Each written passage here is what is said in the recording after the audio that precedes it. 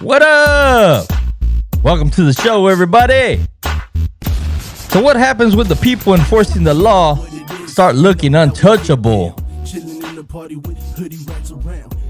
Thanks for tuning in, everybody. Shout outs to my brother, Pretti G, the one on this track here. It's his birthday today. Shout outs to him. Hope you have a good one, bro. Love you.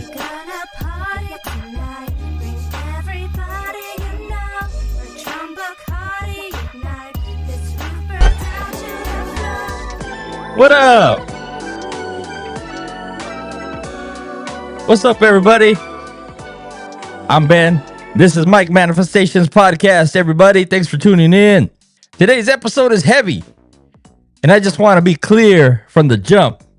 This isn't about attacking law enforcement, and it's not about picking political sides, baby. This is all about power, accountability, and what happens when enforcement creates fear instead of safety. Across the country, immigration enforcement has become one of the most emotional and controversial issues we're dealing with. Not just for undocumented immigrants, but for American citizens who are getting caught up in the middle of everything. And if you think this doesn't affect you because you're a citizen, well, Minnesota changed that conversation, baby. We know that. Thanks for tuning in, guys. Like I said, if you guys haven't hit that subscribe, haven't hit that like button, haven't shared this episode with anybody that you think might like it, what are you waiting for, baby? Let's do it. Let's get it.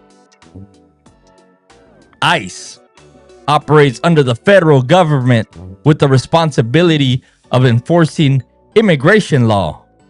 In theory, operations are targeted and precise, but in practice, communities are reporting armed agents in residential neighborhoods, aggressive enforcement in public spaces, stops based on proximity, not proof, encounters escalating fast, sometimes deadly. And when enforcement feels unpredictable, fear replaces that trust in those agents. Immigrants stop going to hospitals, families avoid school and courts, and Americans start asking, what happens if I'm just in the wrong place at the wrong time? And for a lot of people, that's been the case.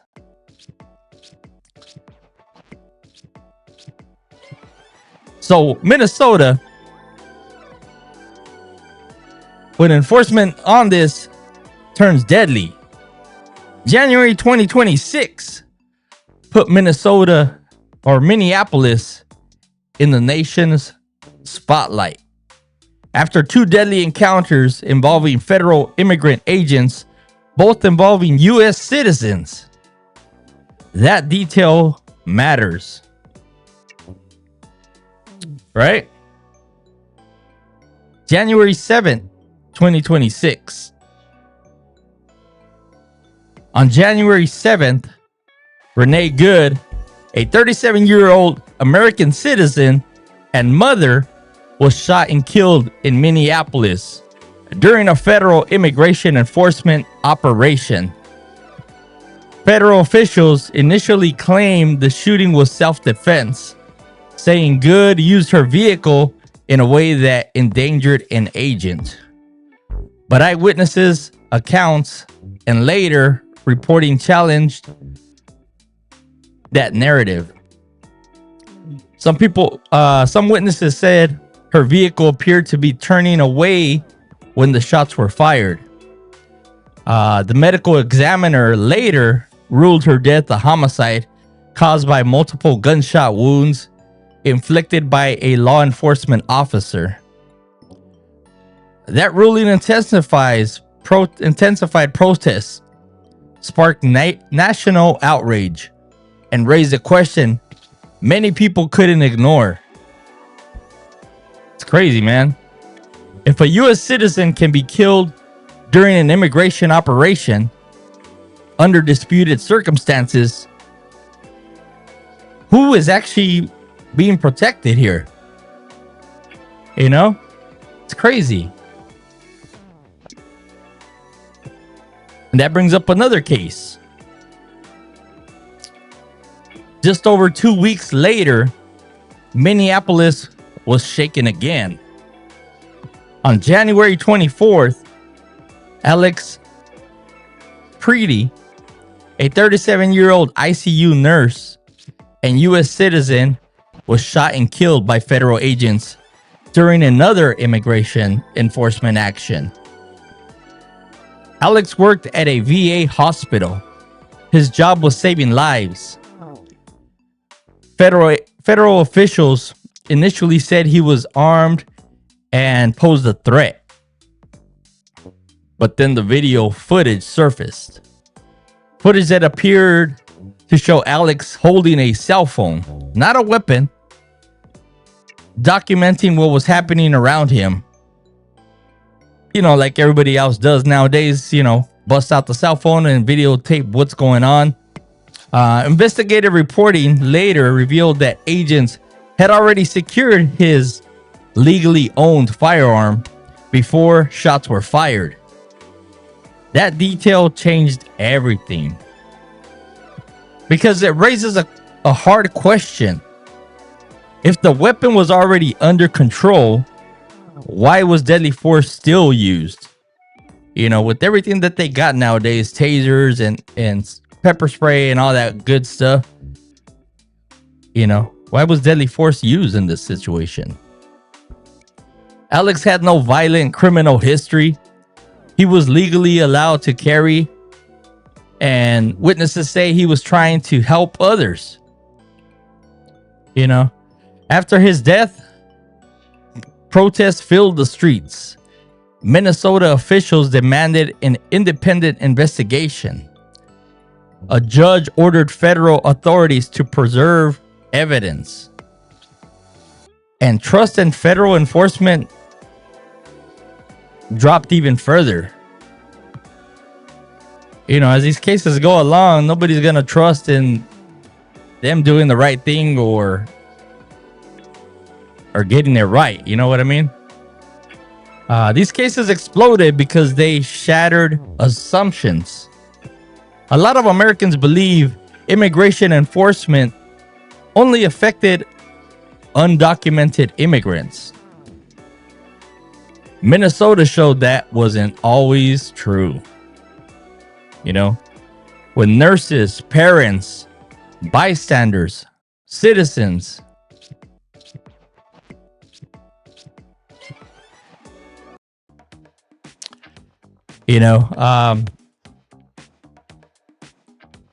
when nurses, parents, and bystanders, citizens can be killed during enforcement actions, the conversation changes. It stops being about borders and starts being about accountability. You know, everyone needs to be accountable for their actions, good or bad. So who's in charge of all this and who holds them accountable? ICE operates under the Department of Homeland Security.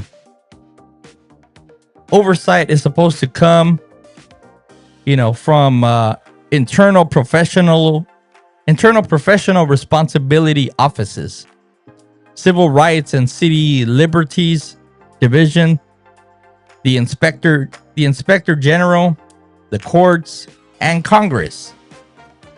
But critics argue that when body cameras are limited, investigations lack transparency, and agents operate across jurisdictions with minimal local oversight.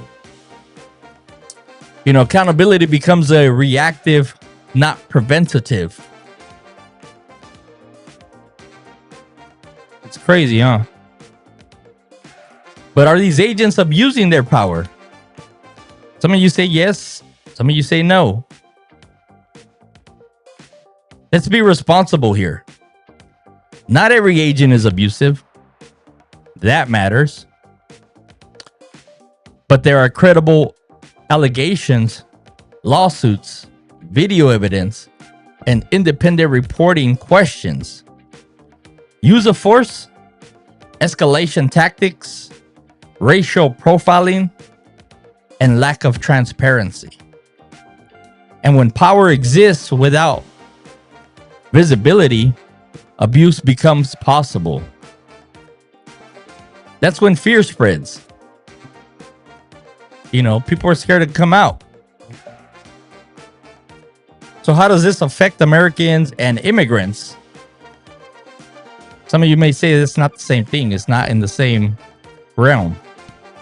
For immigrants, fear becomes part of their daily life. For Americans, mistaken identity, being caught near enforcement, losing trust in institutions. For mixed status families, it's chaos. You know, am I going to get racial profiling because my skin is brown? And when communities stop trusting enforcement, everyone loses. You know, you can't come out, man. You know, you're brown skin, but dark skin, black, white. Sometimes these days you don't know who and where anybody's from. You know, that's where the assumption comes in. But yeah, so this is exactly why mic drop confessions exist. If immigration enforcement has impacted you or your family, immigrant or citizen, and you want to share your story anonymously, send it in. You know, no judgment, no names, just truth, baby. We drop it all here. Drop your confessions and let the mic speak.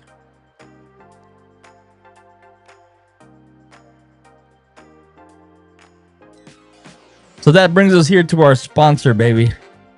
W Energy. So today's episode is sponsored by W Energy. When I'm covering heavy topics like this, I need focus without feeling wired or crashing later. W gives clean, steady energy that keeps me locked in. If you want to support the podcast, head over to www.w.gg and use promo code Mike Manifestation Podcast 24 for 10% off your entire order, baby. Let's go. Let's get it. If you want to be a sponsor on the show, send me a message as well. We'll go ahead and put you on sponsor your small business, whatever it may be. Let us know in the comments, guys. Before we wrap up, make sure you're here next week, though.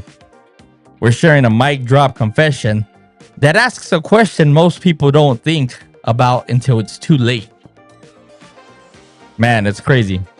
It's about time, about silence, and what words you don't get a second chance to say. So you don't want to miss that one. Make sure you guys tune in every Tuesday, guys. Mike Manifestations Podcast here on the show. Every Tuesday.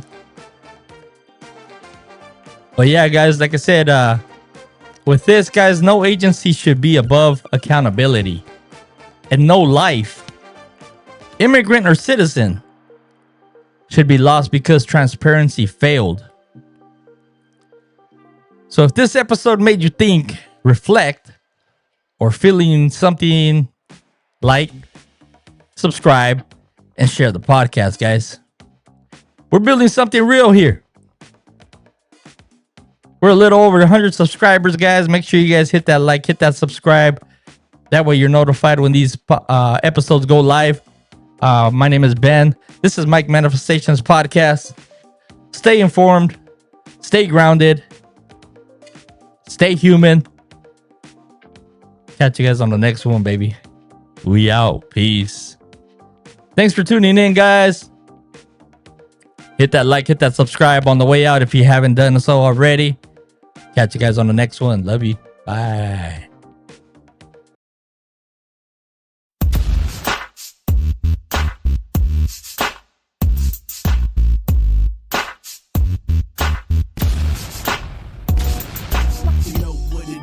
You know how we get down, chilling in the party with hoodie rats around. Could it be they love the way we talk, the way we move, the way we walk, or the way we grew?